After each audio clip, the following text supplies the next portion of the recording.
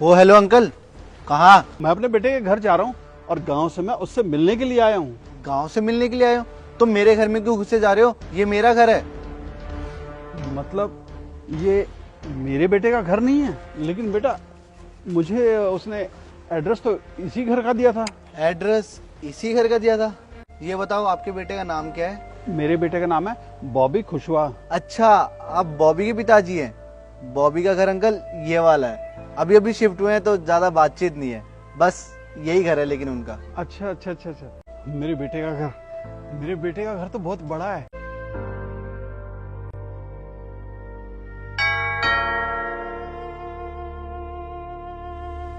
हाँ जी, कौन? ये बॉबी का घर है ना? जी, आप कौन? मैं उसका पिताजी हूँ। अच्छा, आप बॉबी साहब के पिताजी हैं? लेकिन देखिए, वो क्या है ना कि मालिक साहब है नहीं अंदर, मालकिन है हमारी, और हमारी मालकिन की इजाजत के बिना घर में कोई नहीं आ सकता। तो आप यहीं ठहरिए, मैं उनसे पूछ कर आता हूँ।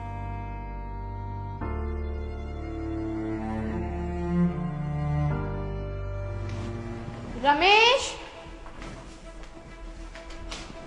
अरे कौन है भाई गेट पे? इतनी देर से बेल बजा रहा है, पागल है क्या वो? अरे मालकिन, वो कह रहे थे कि वो मालिक के पिताजी हैं। लगता है बॉबी ने अपने गवार बाप को एड्रेस दे ही दिया यहाँ का। अब यहाँ आ गया है, गवार कहीं का गंद मचाएगा। रमेश, तू एक काम कर, उस बुढ़े को जाके बोल कि तू गलत एड्रेस पे आ गया है, ये बॉबी का घर है ही नहीं। ठीक है मालकिन, जैसी आपकी आज्ञा।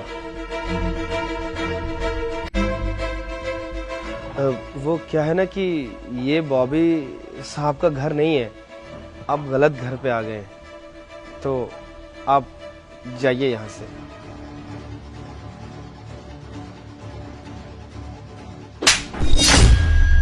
रमेश, तू मेरे पापा से झूठ बोल रहा है? तुझे ये इजाजत किसने दी? और ये तेरा घर है? बेटा तू आ गया, लेकिन ये बता, ये होता कौन है मुझसे झूठ बोलने वाला? अगर तू सही वक्त पे नहीं आता तो मैं तो भटकते ही रह जाता। कोई बात नहीं पापा, जाने दो।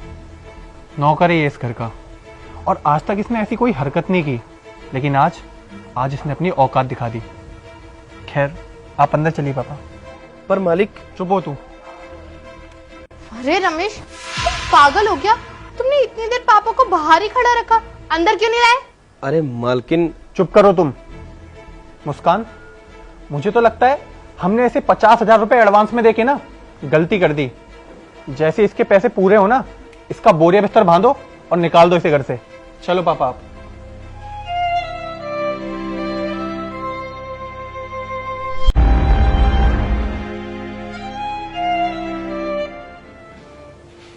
रमेश, मैं ऑफिस जा रहा हूं, पापा का ठीक से ख्याल रखना।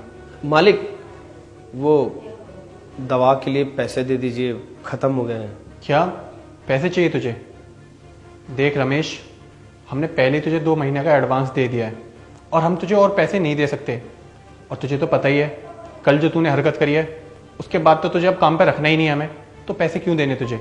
मालिक, ऐसा मत करिए। वो एक छोटी सी गलती की इतनी बड़ी सजा मत दीजिए।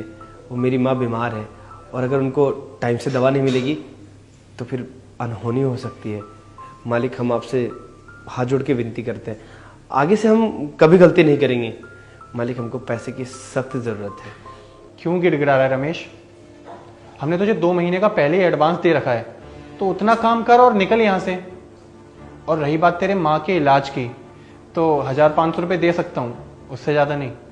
ठीक है मालिक।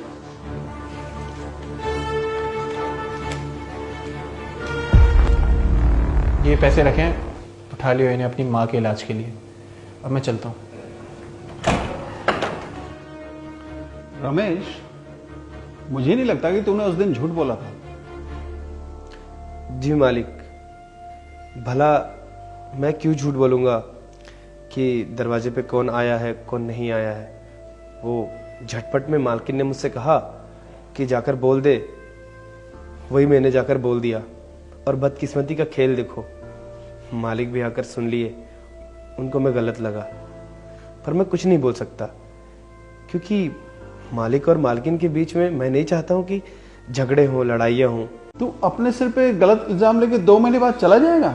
मालिक, मैं यहाँ से 2 महीने बाद चला जाऊंगा या नहीं, इसका मुझे कोई अंदाजा नहीं है, लेकिन 2 महीने तो बहुत ज्यादा वक्त होते हैं, और 2 महीने में कहीं ना कहीं तो मेरा परमात्मा होगा। अब मालकिन ने झूठ बोला है। मतलब उस दिन बहू ने झूठ बोला था और गलती तेरी नहीं थी? अच्छा बाबा जी, आपको इस घर में आए हुए ना 2 दिन भी नहीं हुए हैं। अपने आप को इस घर का मालिक मत समझो। ये घर मेरा है, मेरा। मैंने अपने बिजनेस से खड़ा किया ये घर, ना कि तुम्हारे बेटे का। तुम्हारा बेटा करता क्या है? 25,000 की नौकरी करता है वो बस। अगर मेरी बात समझ ना आ रही हो ना आपको, तो एक काम करो, अपना बोरिया बिस्तरा उठाओ और यहाँ से 9-11 हो जाओ अपने गाँव। ओए रमेश, जा और जाकर छत साफ कर, अपना काम पे ध्यान दे। और पापा, आप मार्केट में जाओ और जॉब ढूंढो कुछ, यहाँ नहीं रह सकते ऐसे आप।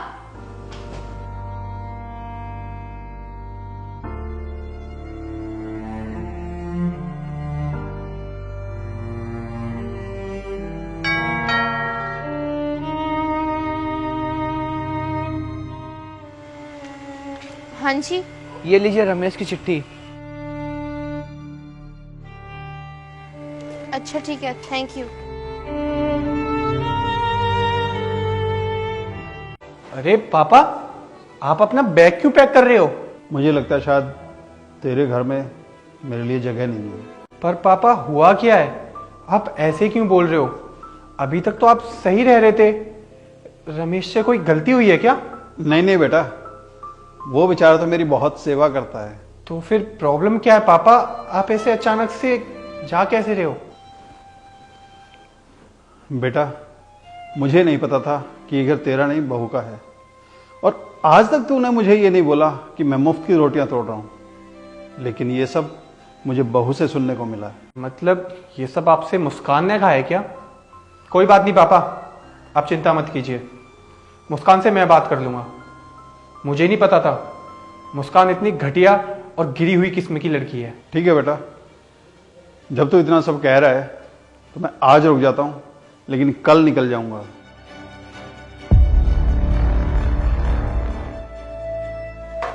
मालिक, मुझे भी अपने घर जाना है। देख, ये सब बात बाद में करियो, अभी हमें भूख लग रही है, खाना लगा जल्दी। और मुस्कान, मुझे ना तुमसे बहुत ज़रूरी बात करनी है।